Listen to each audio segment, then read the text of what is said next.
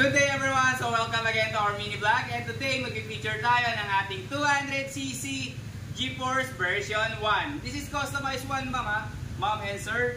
Kasi naging customized siya dahil meron siyang bed liner. But then version 1 siya dahil 10 inches pa rin ang ating gulong. Okay, still mags type.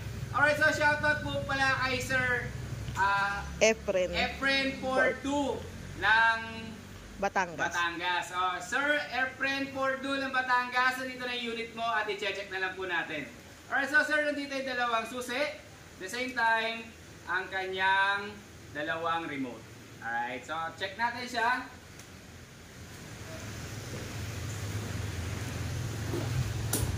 Okay, signal light to my right. And signal light to my left.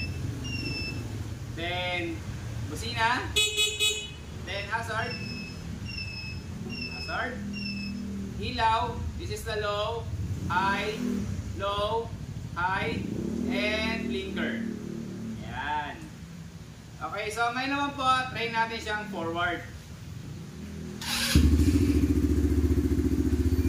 Ano, ang ganda sa kanya, may side mirror na rin.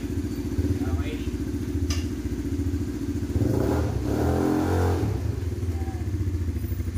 This 200cc version 1 na GeForce comes with automatic transmission po pala, no? So try natin check sa likod. Ayan. Check natin, signal light to my right, and signal light to my left. Hazard. Tail light. Then brake light.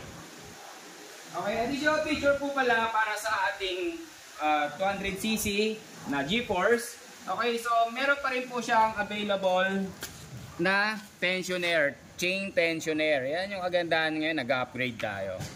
Okay, tapos yung braking system niya po ay hydraulic disc brake. Okay, hydraulic disc brake pa rin.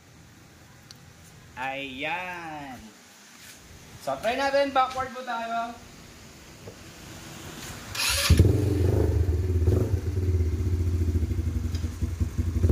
Reverse.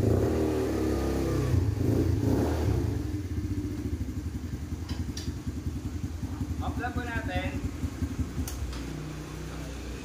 So, additional feature pala, meron pa rin po siyang remote. Alright, so etong remote, pwede natin siyang gamitin para sa alarm, the same time sa keyless entry. Or kahit hindi na tayo gumamit ng susi, ma-on natin siya gamit ang remote.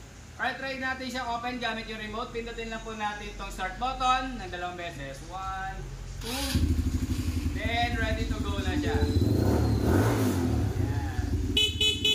Ayan. Lahat working po. Okay.